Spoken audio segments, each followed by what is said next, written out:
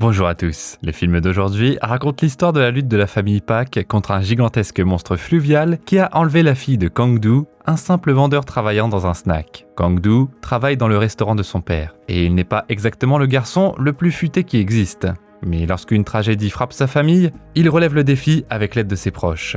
Au fur et à mesure que l'histoire se déroule, le film passe d'une comédie horrifique à un drame social. Ce film est bien plus qu'une simple histoire de demoiselles en détresse. Au-delà de l'histoire concernant le monstre, il y a également un projet gouvernemental secret, des Américains pas si sympathiques, un virus dangereux et bien plus encore. Curieux de découvrir comment tous ces éléments se mélangent parfaitement? Préparez-vous pour une histoire captivante alors que le monstre commence son saccage.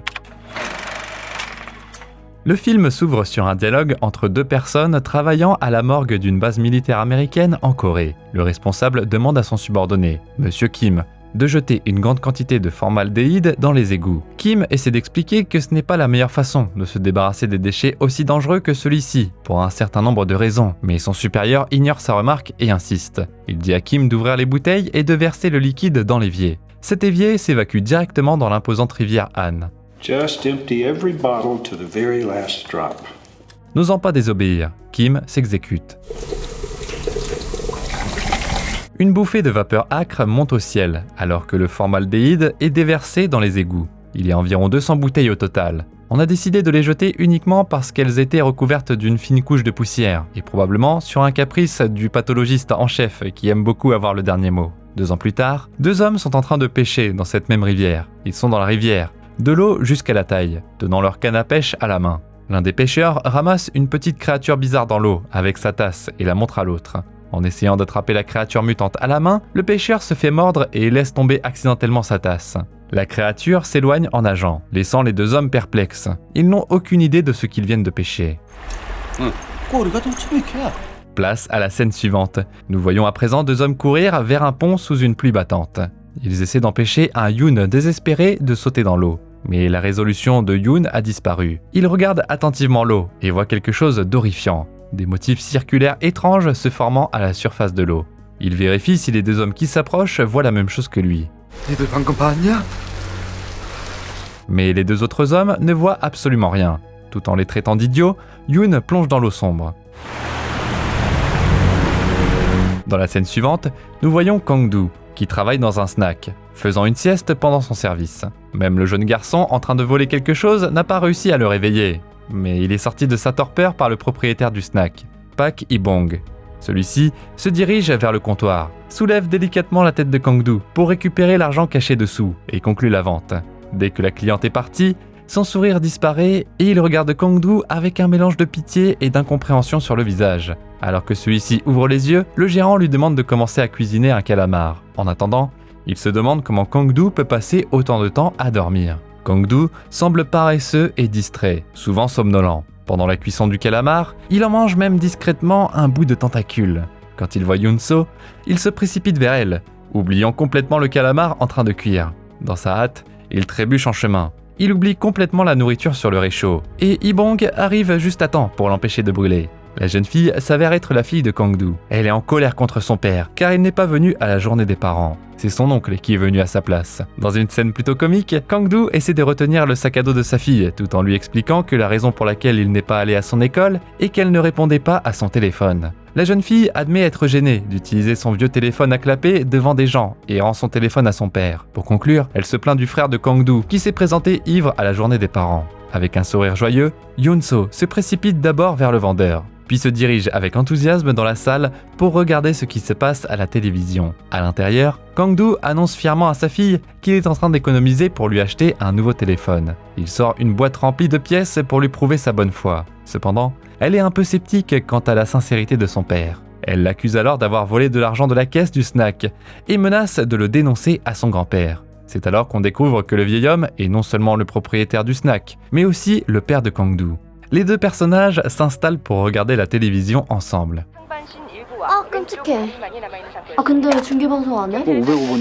L'une des chaînes rapporte qu'un corps mutilé a été repêché dans la rivière Han. Mais Kang-doo lui demande de zapper sur une chaîne de sport. Il diffuse une compétition de tir à l'arc à laquelle participe la tante Yoon-so, Namju. Le père, inadapté, ouvre 2 canettes de bière et en tend une à sa fille de 14 ans. La jeune fille refuse. À ce moment-là, grand-père Ibong les rejoint. À un moment, il invite Kang-doo à sortir de la pièce et il lui raconte qu'il manquait un tentacule au calamar qu'il a servi il y a quelques minutes à des clients. Il demande si Kang-doo aurait pu le manger. Même si celui-ci dément les faits, son père n'est pas dupe. Ibong n'est pas du tout en colère et lui tend simplement un plateau avec un nouveau calamar et une boisson. Il lui demande de l'apporter aux clients et de leur dire que c'est offert par la maison. Les clients sont en train de se reposer au bord de la rivière quand soudain, quelque chose d'étrange émerge de l'eau, juste en dessous du pont. La créature mystérieuse ressemble à une grosse chauve-souris, suspendue au bord du pont. Le grand-père et sa petite-fille sont toujours scotchés devant la télévision et regardent leur célèbre parente. Ils sont tellement absorbés par la compétition qu'ils ne remarquent pas la foule qui se forme sur la rive de la rivière. Tous les regards sont tournés vers le pont, où un mystérieux cocon noir s'est transformé en une créature qui s'est laissée glisser dans la rivière. Par curiosité, Kang-doo décide de jeter une canette dans l'eau. La créature s'approche du rivage et l'attrape avec son tentacule. Encouragé par cette action, d'autres personnes jettent également des objets à l'eau, mais la créature ne semble pas intéressée par les offrandes et nage au loin. Une fois que tout le monde s'est mis d'accord sur le fait qu'il ne s'agissait que d'un simple dauphin, la foule commence à se disperser. Soudain, une créature effrayante, fraîchement sortie de l'eau, se met à courir le long du rivage. La créature disperse les gens sur son passage, en poussant quelques-uns dans l'eau, avec sa longue queue puissante. L'une des filles ne remarque malheureusement pas la scène de panique à temps, car elle porte des écouteurs sur les oreilles et est tournée dans une autre direction. Soudain, le monstre la saisit et la jette de côté. Alors que les gens se précipitent pour se mettre en sécurité, ils se réfugient dans un petit pavillon, mais le monstre implacable les suit. Le sol commence à rougir de sang. Kang-doo ne supporte pas de voir ce qui se passe et s'associe à un passant nommé Donald pour aider les personnes prises au piège. Ensemble, ils ouvrent les portes. Certaines personnes suivent, mais la plupart d'entre elles sont mortes.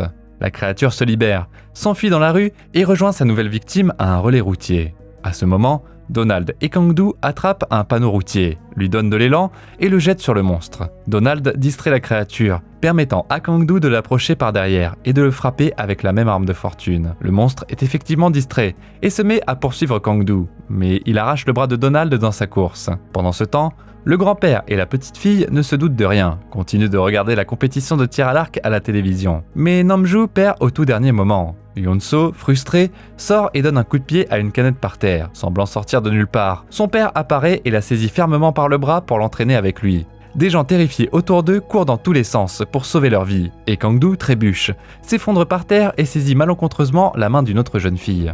Le temps qu'il retrouve sa fille, il est déjà trop tard.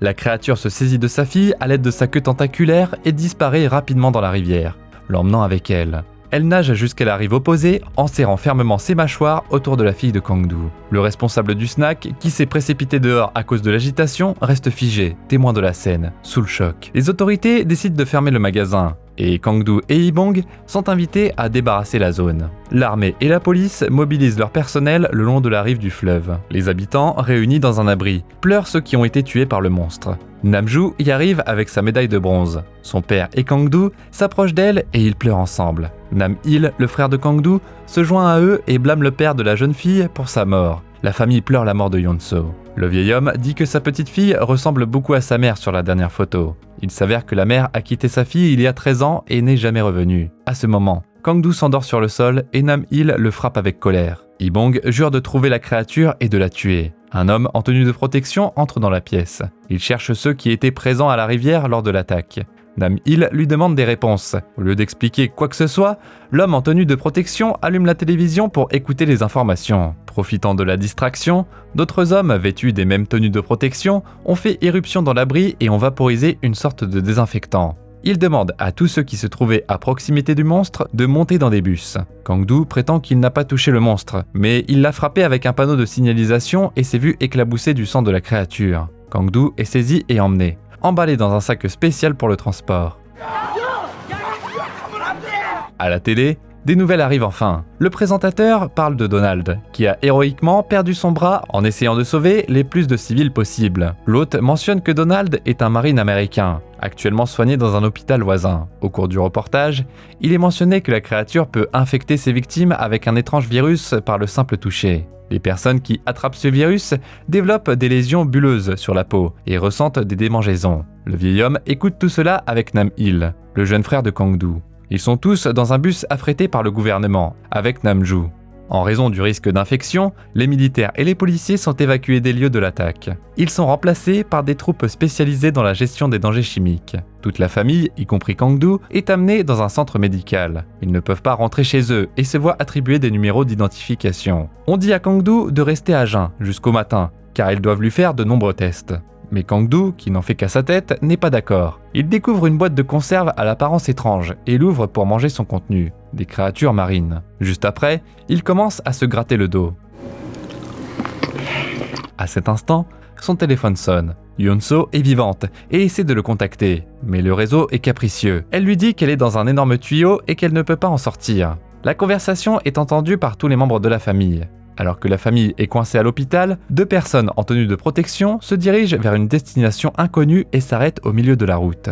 L'un d'eux remarque un billet trempé et le ramasse. Alors qu'il retourne à la voiture, il est attrapé par la créature au plafond, qui saute ensuite sur la voiture.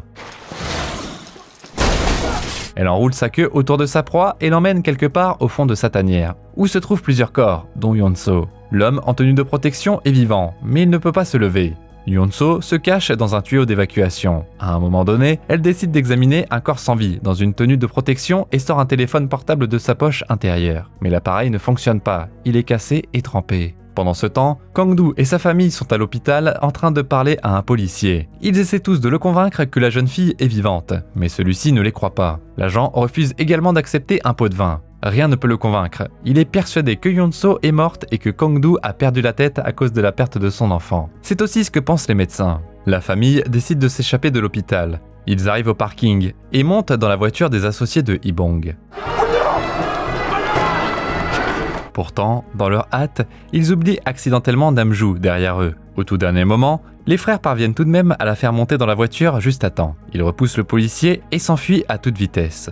Hee-bong doit payer des frais pour l'évasion réussite et une carte du système des égouts de la vie. Son portefeuille et tous ses codes de carte bleue sont pris par les collaborateurs en guise de paiement. En échange, ils fournissent au groupe désespéré de chasseurs de monstres une ambulance.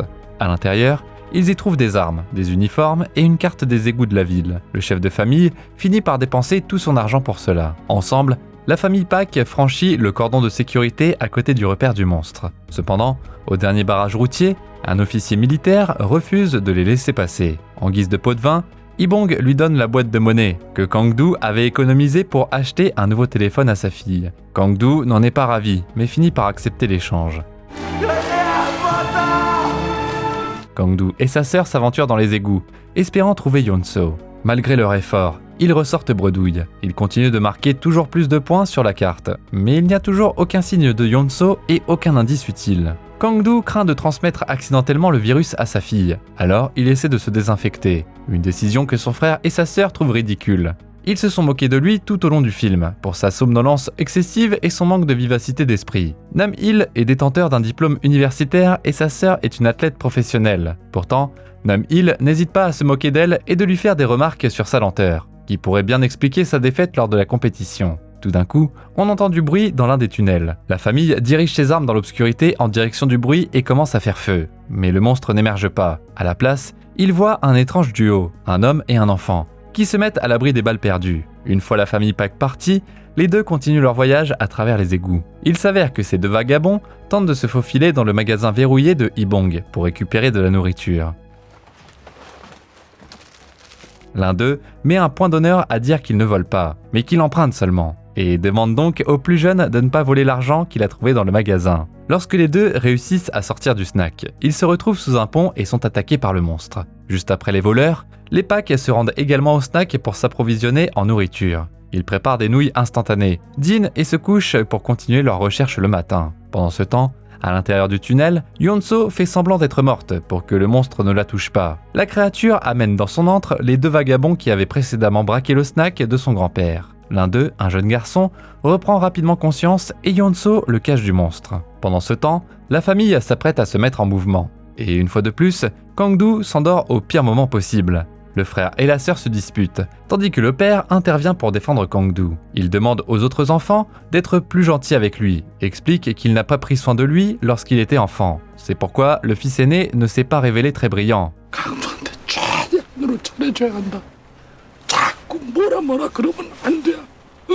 Le père demande spécialement à Nam-il d'éviter de mentionner le moment où Kang-doo a attrapé par erreur la main d'une autre fille au lieu de celle de sa fille, même si c'était la raison pour laquelle ils ont perdu Yeon-so. Juste à ce moment, Kang-doo se réveille et leur dit que le monstre est en train de surveiller le restaurant. Le vieil homme tourne la tête et aperçoit effectivement le monstre à travers une brèche dans le mur. La créature n'attaque pas, Ibong lui tire dessus 2 fois. Les balles ne semblent pas blesser le monstre et celui-ci attaque le restaurant. Le bruit réveille les 2 autres enfants du vieil homme. Le monstre renverse le snack et monte sur son toit. Ibong choisit bien son moment et tire à nouveau. Les Pak sortent prudemment de leur cachette. La créature, allongée sur le sol, respire encore. Nam-il lui tire dessus, incitant la bête à s'enfuir. Celle-ci escalade habilement l'arrière du pont sous les coups de feu. Finalement, le monstre disparaît dans l'eau. Les policiers commencent à se rapprocher de la famille. Leurs munitions étant épuisées, les Pak se précipitent vers le camion. Le vieil homme se sépare des autres, le pistolet de Kang-doo à la main qui, comme son fils l'a mentionné, détient la toute dernière balle. Il a l'intention d'abattre le monstre. Cependant, Nam-ju intervient, utilisant son arc pour tirer dans l'eau. L'un des frères entraîne la sœur dans un endroit plus sûr. Au moment le plus crucial, Ibong pointe son arme sur la créature et essaie de le tirer dessus. Il s'avère que Kang-doo s'est trompé et que l'arme n'a plus de balles. Cette erreur coûte la vie au vieil homme. Le monstre l'assomme, l'attrape par la jambe avec sa queue et l'entraîne vers la rivière. Ses enfants ne peuvent rien faire et se contentent de regarder la scène qui se déroule sous leurs yeux, impuissants. Le monstre mutant disparaît sous la surface de l'eau, mais cette fois-ci, il n'emporte pas sa proie avec lui pour une raison inconnue. Ibong est immobile sur le sol, a priori mort. Alors que des soldats s'approchent de la famille, ils décident de laisser leur père sur la rive du fleuve et de s'enfuir pour tenter de sauver Yeon-so. Kang-doo reste le plus longtemps à côté du corps du père. Il recouvre délicatement le visage du vieil homme avec un journal, incapable de le laisser derrière lui. Finalement, il est appréhendé par les autorités. Ils ont mis un sac sur la tête de Kang-doo et l'ont emmené. Au cours du journal télévisé, les présentateurs rapportent que Donald est décédé des suites du virus. L'Organisation mondiale de la santé a décidé d'intervenir car le gouvernement coréen a du mal à contenir les 2 autres personnes infectées et le monstre. En réponse à la situation, les États-Unis prévoient de déployer une nouvelle substance appelée agent jaune. Le nom est une allusion pas très subtile au célèbre agent orange, précédemment utilisé par les États-Unis pendant la guerre du Vietnam pour nettoyer la végétation de la jungle. Le but de cette substance jaune est d'éliminer toute trace d'armes biologiques dans un large rayon. Ces armes sont soupçonnées d'être à l'origine de la crise actuelle, ou du moins c'est ce que le journal télévisé laisse entendre. Cependant, cette démarche n'est pas du tout approuvée par de nombreux Coréens, ce qui conduit à des manifestations. Malgré les efforts des autorités, Kang-doo refuse de coopérer et reste en quarantaine. Nam-il se cache toujours. À un moment donné, un homme mystérieux s'approche de lui et lui propose de l'aider à retracer l'appel de Yeon-so. Il s'avère que l'homme travaille pour une entreprise de télécommunications et il emmène Nam-il à son bureau. Là, Nam-il explique que lui et sa sœur se sont séparés après l'incident de leur père. Il y a un groupe de personnes qui se cachent dans la pièce voisine, avec l'intention d'attraper les Pak restants et de récupérer une récompense. Leur complice fait tout pour gagner du temps, en faisant mine de chercher son mot de passe. À un moment donné, Nam-il trouve lui-même le mot de passe, tandis que son soi-disant ami se rend dans la pièce voisine pour rejoindre le reste de son groupe. Nam-il obtient les coordonnées de sa nièce sur l'ordinateur, marque son emplacement sur la carte des tunnels et s'enfuit rapidement. Pour distancer les gens à sa poursuite, il provoque une coupure de courant, plongeant la zone dans l'obscurité. Lors de sa tentative de fuite, il tombe accidentellement d'une hauteur considérable. Ensuite, il rampe sous l'autoroute et envoie un message à Nam-ju. Le message comprend les instructions pour retrouver sa nièce. Pendant tout ce temps, Nam-ju a réussi à se cacher de la police. Dès qu'elle reçoit le message, elle récupère son arc pour commencer sa recherche de Yeon-so. En retrouvant l'emplacement des égouts, Nam-ju contacte Kang-doo et lui raconte ce qu'elle a réussi à découvrir. Cependant, ses plans prennent une tournure tragique lorsqu'elle tombe sur le monstre alors qu'elle circule dans les tunnels. D'un coup puissant, la créature envoie Nam-ju voler dans un tuyau étroit. Pendant ce temps, Kang-doo est placé en quarantaine, subit des tests et se voit anesthésié. Même si Kang-doo est censé être anesthésié, cela ne fonctionne pas comme prévu. En conséquence, sa biopsie du coup est réalisée alors qu'il est parfaitement conscient. À ce moment-là, les 2 pathologistes du début du film rentrent dans la pièce. Ils interrogent Kang-doo sur sa fille. Il donne les coordonnées de Yeon-so à l'américain et dit que personne ne l'écoute. Les larmes montent aux yeux de Kang-doo. Des médecins examinent le patient et déclarent que le virus a malheureusement affecté son cerveau. Mais juste après, le médecin senior informe en privé son jeune collègue que Donald, le marine américain qui était censé être le patient zéro, n'était pas réellement infecté par un virus. Il s'avère que le soldat est décédé des suites d'un choc hémorragique après que son bras lui ait été arraché. Toutes les personnes placées en isolement pour observation ne présentent absolument aucun signe de maladie. Cela signifie essentiellement qu'il n'y a aucun virus. Kang-doo surprend leur conversation et se trahit. Il décide de le lobotomiser pour s'assurer de son silence.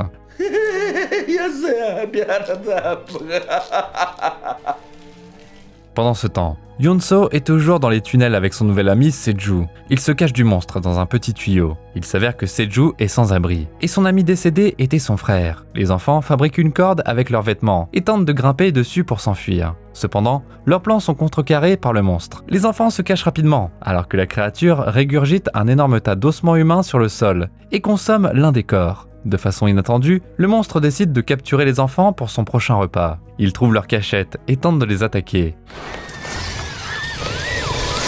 Mais la créature n'a pas de chance. Juste à ce moment, Kang-doo est amené après avoir subi la lobotomie, ressemblant à un légume. Pourtant, cette première impression s'avère trompeuse. Soudain, Kang-doo s'empare d'une seringue remplie de son propre sang et menace d'infecter une infirmière. Il ordonne à tout le personnel de s'allonger par terre et se précipite par les portes ouvertes devant lui. Rapidement, il parvient à détourner un véhicule médical et s'enfuit. Nam-il se réveille sous un pont et remarque le sac à dos d'un sans-abri à proximité. Il rassemble des bouteilles d'alcool vide qui traînent et en remplit le sac à dos. Lorsqu'il essaie d'offrir de l'argent en échange du sac à dos et de remettre son portefeuille au sans-abri, il est frappé à la tête de manière inattendue. Cependant, le sans-abri change alors d'avis et décide d'accompagner Nam-il. Ils sautent ensemble dans un taxi et préparent rapidement des cocktails Molotov pendant le trajet. Leur objectif principal est d'affronter la créature. Pendant ce temps, des manifestations contre l'intervention américaine sont en cours dans la rue. 아니 근데 원효대교 북단으로 간다 그랬잖아. 아 힘들 텐데. 저거 봐 저거 쟤들 다 불러 그런 거야 저거. Kang-doo atteint le pont et commence à chercher sa fille. Il l'appelle, mais elle ne l'entend pas. L'étrange créature a reculé et a laissé les enfants seuls. Se-ju a une blessure à la tête et il ne va pas très bien. Yoon-soo quitte son abri et aperçoit le monstre endormi. Elle lui lance une canette, mais la créature ne réagit pas. À ce moment-là, la jeune fille décide de tenter le tout pour le tout. Après avoir couru sur la créature, elle attrape une corde de fortune. Mais il s'avère que ce n'est pas la corde qui la maintient en l'air, mais la queue de la créature. Le monstre abaisse lentement la fille au sol, toujours profondément endormie. Avec le garçon à ses côtés, Yoon-soo reste immobile. Elle dit à Se-ju de se cacher. Ensemble, les deux enfants se précipitent pour se mettre à l'abri, mais le monstre les rattrape. Peu de temps après, Kang-doo trouve la corde. Alors qu'il descend, il aperçoit une étiquette avec le nom Yoon-soo. Il lève les yeux et aperçoit le monstre avec un bras d'enfant dépassant de sa bouche. Au même moment, Nam-ju reprend ses esprits. Elle prend son arc et part à la recherche de la créature et retrouve Kang-doo. Le monstre jette un coup d'œil hors du tunnel et voit une énorme manifestation. Il se dirige vers les humains. Nam-il arrive également au même endroit, accompagné du sans-abri. Ils poursuivent la créature alors qu'elle nage sous le pont. Un haut-parleur retentit, annonçant le relargage d'agents jaunes sur Séoul. L'annonce mentionne que la substance est dangereuse pour les enfants, les personnes âgées et les femmes enceintes. Les manifestants exigent l'arrêt des pulvérisations. Soudain, ils aperçoivent la créature qui se dirige vers eux. La panique s'installe et tout le monde se disperse. En courant, Kang-doo supplie la police d'éviter de tirer sur la créature. Il se jette alors à l'eau à sa poursuite. À ce moment-là, son frère et sa sœur apparaissent. La substance jaune est libérée d'un réservoir, provoquant l'évanouissement de toutes les personnes à proximité. La créature semble également être affectée. Kang-doo se précipite vers sa bouche gigantesque et tire sur la main qui y pend. Yoon-soo et Se-ju tombent de la bouche de la créature, mais ne montrent aucun signe de vie. Kang-doo prend les enfants dans ses bras. La créature se tortille de douleur. Les gens autour commencent également à se sentir malades. L'oncle et la tante de Yoon-soo courent vers elle et la serrent dans leurs bras. Le monstre reprend ses esprits et se jette sur Kang-doo. Il attrape un panneau routier et frappe la créature avec. Nam-il lui lance un cocktail Molotov, mais le rate. Le sans-abri rejoint le combat. Il asperge le monstre avec de l'essence provenant du support du pont. Le carburant pénètre même dans la bouche de la créature. Cependant, la dernière bouteille échappe des mains de Nam-il et tombe juste derrière lui. Nam-ju allume une flèche et la décoche avec son arc. La flèche touche l'œil du monstre, y mettant le feu. La créature tente de sauter dans l'eau, mais Kang-doo lui fait obstacle. Après ce coup final, le monstre s'effondre et périt. Le corps sans vie de Yoon-soo est porté par sa tante et son oncle. Mais Se-ju s'avère vivant. Kang-doo l'accueille, et ensemble, ils partagent un repas au snack en regardant la télévision pendant que des flocons de neige tombent devant la fenêtre. Des photos de famille sont accrochées au mur. Le journal télévisé révèle que le virus s'est avéré être un mensonge. Le film a été mentionné à de nombreuses reprises et a remporté des prix prestigieux, ainsi qu'une mention dans la fameuse liste des 1001 films à voir avant de mourir, du célèbre producteur Steven Schneider. L'histoire d'un militaire américain déversant du formaldéhyde dans la rivière Han est une histoire vraie. Cela s'est produit en 2000. Il est intéressant de noter que cette personne n'a jamais été jugée en Corée du Sud. Le film est considéré par de nombreux partisans des théories du complot comme prophétique et révélant la vérité sur l'épidémie de coronavirus. Merci pour votre attention, n'oubliez pas de cliquer sur le bouton j'aime et de vous abonner à la chaîne pour voir des résumés toujours plus cool. En attendant, dites-nous dans les commentaires, parmi tous les monstres, mutants et créatures des grands fonds des films de science-fiction, lesquels, selon vous, pourraient constituer une réelle menace pour nous, les humains ?